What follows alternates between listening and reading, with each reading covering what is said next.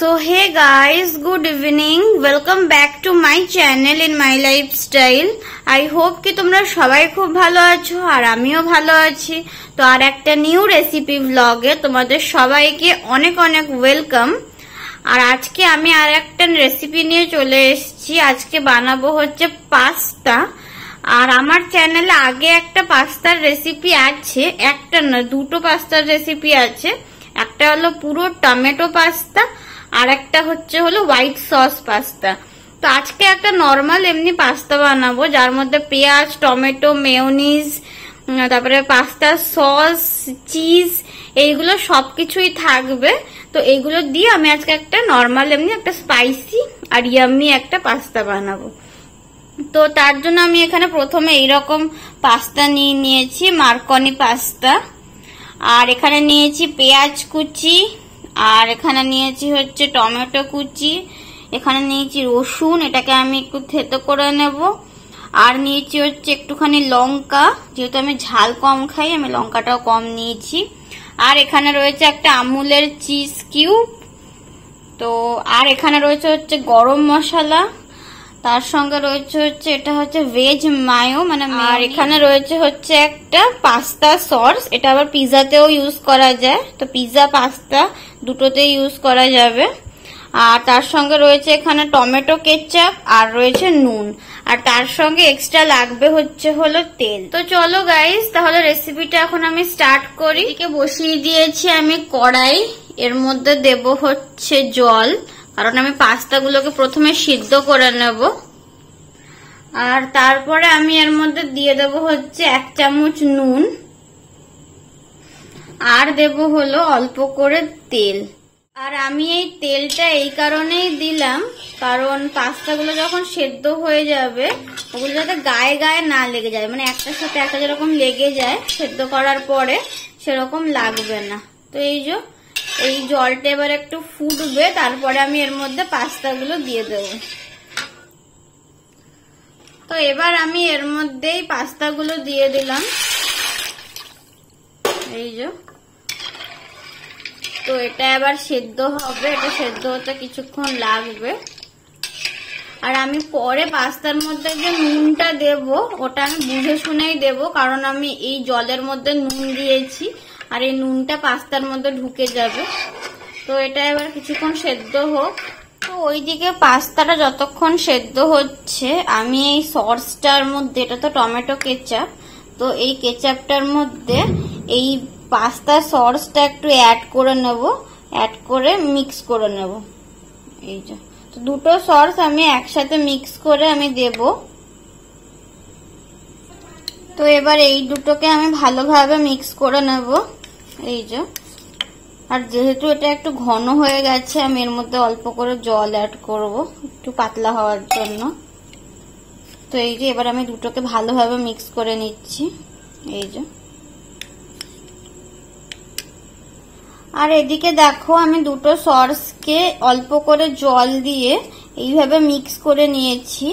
আর এটা খুব একটা পাতলা বা খুব একটা ঘন নেই, মিডিয়াম আছে। তো এই সসটা এবার রেডি হয়ে গেছে। আর এদিকে আমাদের পাস্তাগুলো সেদ্ধ হয়ে গেছে। এই দেখো সেদ্ধ করার পরে পাস্তাগুলো কত বড় বড় ফুলেছে। তো চলো এটা এখান থেকে এখন জলটা বের করে নিই পাস্তাগুলো থেকে, একটা জায়গার মধ্যে ঢেলে নেব, তাহলে জলগুলো বেরিয়ে যাবে। তো চলো এটাকে এখন নামিয়ে নিই। এদিকে আমি জলটা ছেঁকে নিয়ে এই ঝুড়ির মধ্যে পাস্তাগুলোকে রেখে দিয়েছি। আর পাস্তাগুলো এখন গরম আছে, দেখতেই পাচ্ছ ধোয়া উঠছে। আর এদিকে আমি কড়াইয়ের মধ্যে আবার অল্প করে দিয়ে নিলাম হচ্ছে তেল। অল্প করে তেল দিয়ে নিলাম। তো তেলটা এখন গরম হোক। আর এদিকে দেখো তেলটা এখন গরম হয়ে গেছে। এবার আমি এর মধ্যে পেঁয়াজ, টমেটো, তারপরে রসুনটাকে যে থেতো করে রেখেছিলাম ওইগুলো, তারপরে লঙ্কা কুচি, সব এইগুলো এর মধ্যে এখন দিয়ে দেব। তো প্রথমে আমি এর মধ্যে দিয়ে দিচ্ছি হচ্ছে পেঁয়াজ কুচি। আস্তে আস্তে পেঁয়াজ কুচিগুলোকে দিয়ে নিলাম, দিয়ে ভালোভাবে এগুলোকে একটু এরকম নাড়িয়ে নেব। তারপরে আমি এর মধ্যে দিয়ে দেবো হচ্ছে লঙ্কা কুচি আর রসুনটাকে যে থেতো করে রেখেছিলাম সেইটা দিয়ে দিলাম। দিয়ে আবার এটাকে ভালোভাবে এরকম ভাবে মিক্স করবো সব। এবার পেঁয়াজগুলো একটু হালকা ভাজা হয়ে আসলে এর মধ্যে আমি টমেটো গুলো দিয়ে দেবো। তো এবার আমি এর মধ্যে এই টমেটো যে কুচি করে রেখেছিলাম সেগুলো দিয়ে দিলাম, দিয়ে এগুলো সব একসাথে ভালোভাবে ভেজে নেব। এই যে, তো এবার এর মধ্যে আমি অল্প করে নুন দেব, কারণ আমি আগে থেকে পাস্তার মধ্যে যখন পাস্তা সেদ্ধ করছিলাম তখন আমি ওর মধ্যে অলরেডি নুন দিয়েছি। তো এটার মধ্যে আমি অল্প করে একটুখানি জাস্ট নুন দেব।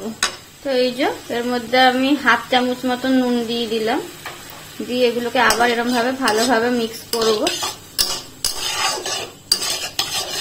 এই যে সব একসাথে মিক্স করে নিলাম। তো এটা এবার কিছুক্ষণ ভাজা হোক। এগুলো ভাজা সব হয়ে গেছে, আর দেখো টমেটো গুলো গলেও এসছে। তো এবার আমরা এর মধ্যে দিয়ে দেবো হচ্ছে এই যে সসটা বানিয়ে রেখেছিলাম, সেই সসটা পুরো দিয়ে দিলাম, দিয়ে এগুলোকে এখন ভালোভাবে এইভাবে মিক্স করব। এই যে, আর এর মধ্যে অল্প করে জল অ্যাড করব। এই যে এর মধ্যে অল্প করে জল একটু দিয়ে দিলাম, বেশি দিলাম না, অল্প করেই দিলাম।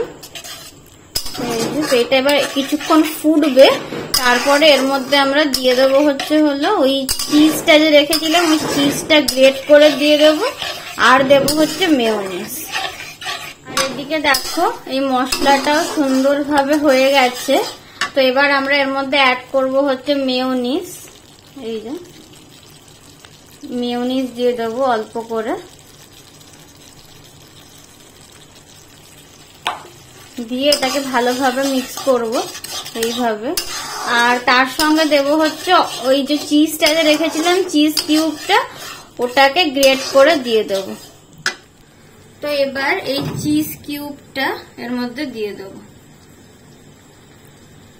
গ্রেট করে দিয়ে দিচ্ছি এইভাবে, তাহলে কি তাড়াতাড়ি মেল্ট হয়ে যাবে, না হলে মেল্ট হতে যেহেতু সময় লাগে।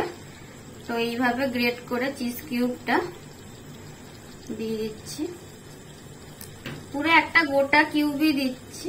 আর এদিকে দেখো চিজগুলো কত সুন্দর মেল্ট হয়ে গেছে, আর দেখো একটা সুন্দর কালার এসছে। তো এই মশলাটা এবার রেডি। এর মধ্যে এবার পাস্তাগুলো অ্যাড করে দেবো। এর মধ্যে এবার আমি সব পাস্তাগুলো আস্তে আস্তে অ্যাড করে দিলাম, দিয়ে এগুলোর সাথে ভালোভাবে মিক্স করব পাস্তাগুলোকে, মানে মশলাটার সাথে। এই যে,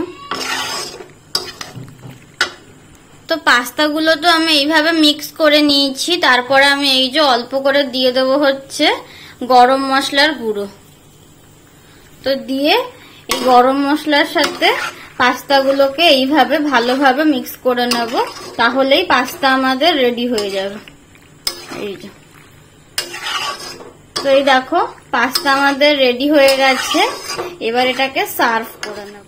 তো আমাদের mayonnaise with cheese pasta ready, আর দেখতে অনেকটাই ইয়ামি লাগছে, যেহেতু চিজ দেওয়া হয়েছে। তো খেতে তো আরো ইয়ামি হবে মনে হচ্ছে। তো চলো এটাকে এবার আমরা সার্ভ করে নিই। তারপর গাইজ এই যে আমি সার্ভ করে নিয়েছি। তো আজকের এই রেসিপিটা তোমাদের কেমন লাগলো আমাকে কমেন্ট করে জানিও। যদি এই রেসিপিটা তোমাদের ভালো লেগে থাকে একটা লাইক, শেয়ার, সাবস্ক্রাইব, কমেন্ট করে দিও। দেখা হচ্ছে তোমাদের সঙ্গে নেক্সট ব্লগে। সবাইকে টাটা, সবাই খুব ভালো থেকো আর সুস্থ থেকো।